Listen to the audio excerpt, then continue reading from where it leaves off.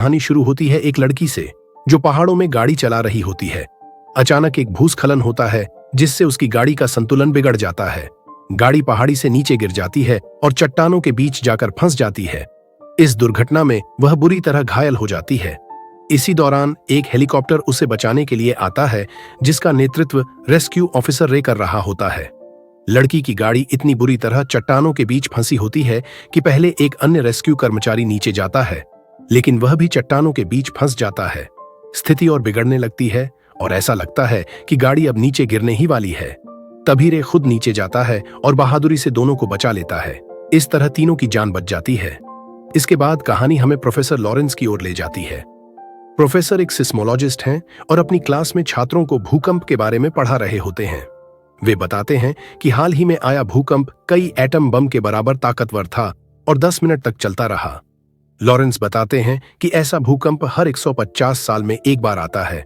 California की San Andreas fault line, जो 2 tectonic plates के ऊपर स्थित है, इस तरह के भूकंप के लिए सबसे ज्यादा संवेदनशील है।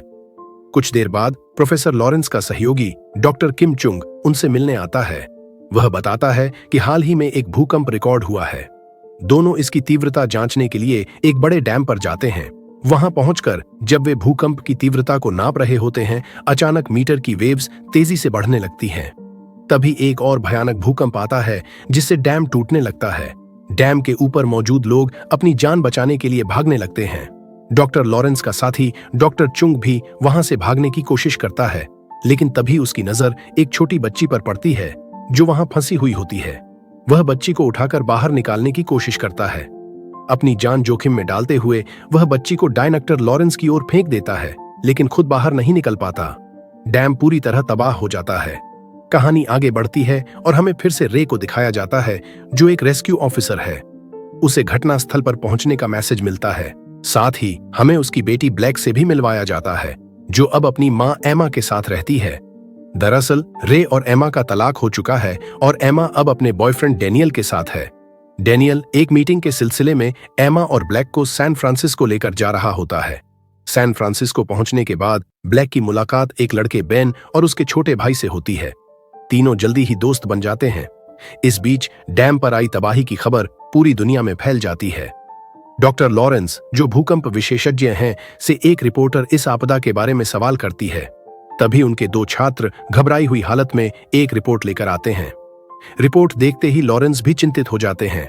रिपोर्ट में खुलासा होता है कि सैन एंड्रियास फॉल्ट लाइन, जहां इस वक्त रे की फैमिली भी मौजूद है, पर जल्द ही एक और भयानक भूकंप आने वाला है।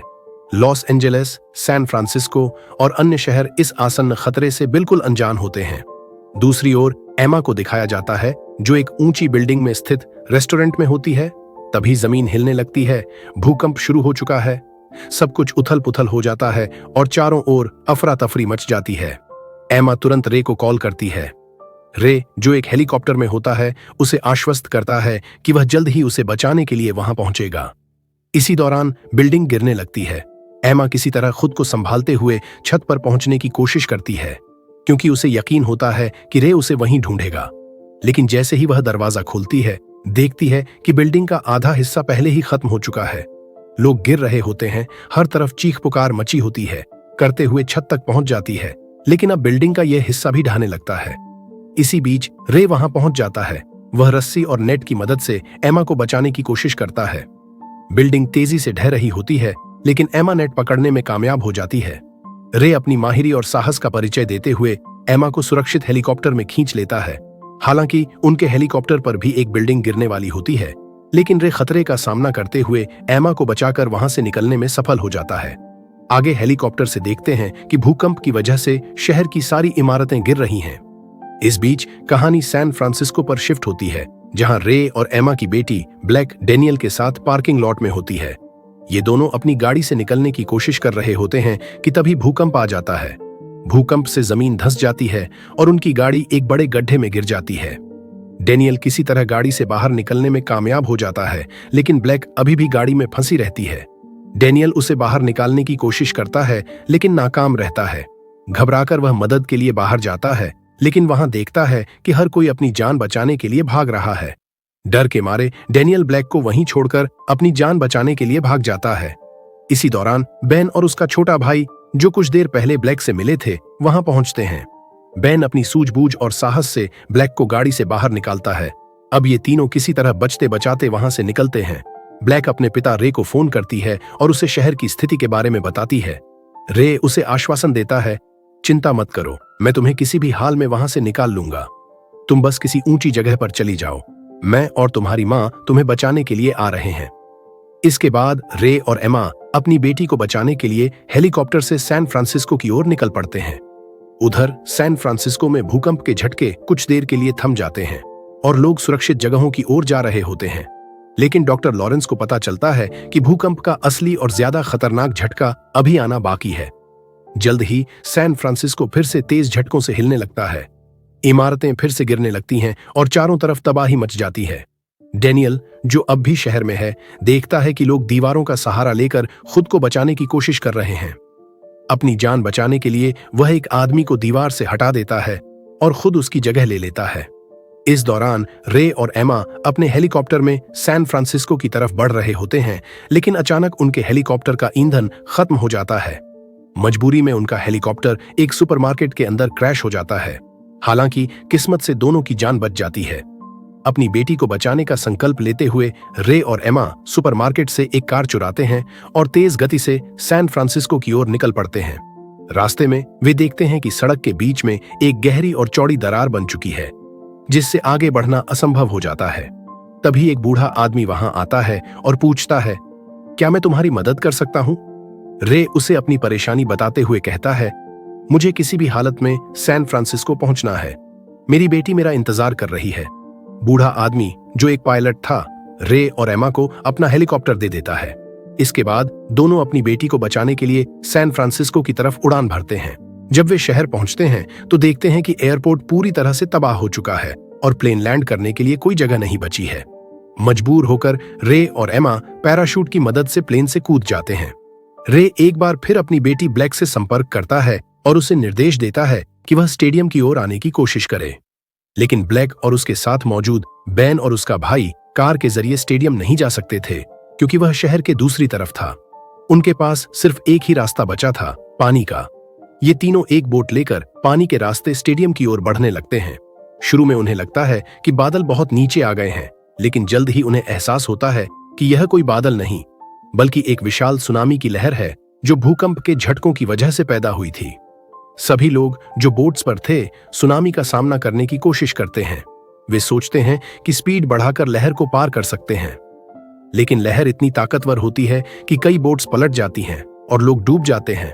रे अपनी बोट को किसी तरह सुनामी की लहर के ऊपर तक ले जाता है, लेकिन तभी सामने से एक विशाल कार्गो शिप आ जाता है जो उनकी बोट को कुचलने ही वाला होता है। रे आखिरी पल में अपनी बोट को बाईं ओर मोड़ता है, लेकिन शिप पर रखे बड़े बड़े कंटेनर गिरने लगते हैं। वह अपनी बोट को इन भारी कंटेनर्स से बचाते हुए आगे बढ़ता है। इस बीच सुनामी की लहरें कार्गो शिप को गोल्डन गेट ब्रिज की ओर धकेल देती हैं। ब्रिज पर हजारों लोग भागने की कोशिश कर रहे होते हैं, जिनमें डेनियल भी शामिल होता है। शिप ब्रिज से टकराता है और एक भारी कंटेनर डेनियल के ऊपर गिर जाता है, जिससे उसकी मौत हो जाती है। इस टक्कर से गोल्डन गेट ब्रिज पूरी तरह ढह जाता है और हजारों लोग अपनी जान गंवा देते हैं। अब पूरे शहर में बाढ़ आ जाती है और पानी की तीव्रता इतनी होती है कि बड़ी बड़ी इमारतें भी ढहने लगती हैं। दूसरी ओर ब्लैक बेन और उसका भाई एक इमारत में फंसे होते हैं। यह वही इमारत थी जहां से रे ने उन्हें सुरक्षित निकलने के लिए कहा था, लेकिन अब इस इमारत में भी पानी भरना शुरू हो जाता है। तीनों ऊपर की ओर चढ़ते हैं, लेकिन पानी लगातार बढ़ता रहता है। जब पानी शांत होता है तो उन्हें एहसास होता है कि वे यहाँ फंस चुके हैं और बाहर निकलने का कोई रास्ता नहीं है। इसी दौरान रे और एमा इमारत तक पहुंच जाते हैं। ब्लैक उन्हें देख लेती है और जोर से आवाज लगाती है, लेकिन इमारत के अंदर होने की वजह से उसकी आवाज उन तक नहीं पहुंच पाती। रे और एमा जल्द ही उन्हें ढूंढने की कोशिश में लग जाते हैं, जबकि शहर चारों ओर से तबाही और पानी में डूबा होता है। जैसे ही रे और एमा अपनी बोट से आगे बढ़ते हैं, एमा को अपने हाथ पर और बोट पर हरे रंग की लेजर लाइट दिखाई देती है। वह पलटकर देखती है और पाती है कि उनकी बेटी ब्लैक एक इमारत की ऊपरी मंजिल पर खड़ी है और लेजर लाइट से इशारा कर रही है। अपनी बेटी को सुरक्षित देखकर दोनों बेहद खुश हो जाते हैं, लेकिन तभी एक और विशाल लहर आ जाती है, जिससे इमारत का वह हिस्सा धंस जाता है जहां ब्लैक बेन और बेन का भाई मौजूद थे। वह फ्लोर पानी के नीचे चला जाता है और ब्लैक एक कांच के केबिन के अंदर फंस जाती है। रे अपनी बेटी को बचाने के लिए तुरंत पानी में कूदता है और किसी तरह कांच के केबिन तक पहुंचता है। बाहर से बेन कांच को तोड़ने की कोशिश कर रहा होता है, लेकिन यह कांच बेहद मजबूत होता है और टूट नहीं पाता। इस बीच एमा यह सब देख रही होती है और तुरंत अपनी बोट को पूरी स्पीड से कांच के केबिन की ओर ले जाती है। बोट के टकराने से कांच टूट जाता है और रे ब्लैक को बाहर निकालने में सफल हो जाता है। रे ब्लैक को बोट पर लाता है, लेकिन वह बेहोश होती है। रे उसे होश में लाने की कोशिश करता है, जबकि एमा बोट को तेजी से डूबती इमारत से दूर ले जाने की कोशिश करती है। थोड़ी देर बाद ब्लैक को होश आ जाता है और सबकी जान में जान आती है। इमारत पूरी तरह ढहने लगती है, लेकिन रे, एमा, ब्लैक, बेन और उसका भाई सुरक्षित बोट में होते हैं।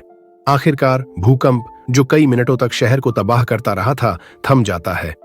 पानी धीरे धीरे शांत हो जाता है और चारों ओर विनाश का मंजर दिखाई देता है। कुछ देर बाद रेस्क्यू टीम मौके पर पहुंचती है और बचाव अभियान शुरू करती है। रे और एमा, जो इस तबाही के बीच एक बार फिर एकजुट हो चुके थे, फैसला करते हैं कि अब वे अलग नहीं रहेंगे। कहानी के अंत में परिवार एक दूसरे को गले लगाते हुए भविष्य में साथ रहने का वादा करता है। बर्बादी के बावजूद उनके पास एक नई शुरुआत की उम्मीद और एक साथ रहने का संकल्प होता है। इसी के साथ यह कहानी यहीं समाप्त होती है। तो दोस्तों, आपको यह कहानी कैसी लगी, हमें कमेंट में बताएं। अगर वीडियो पसंद आई हो तो लाइक और शेयर करें और हमारे चैनल को सब्सक्राइब करना न भूलें। साथ ही बेल आइकॉन जरूर दबाएं ताकि आप हमारी नई वीडियो की नोटिफिकेशन सबसे पहले पा सकें। धन्यवाद।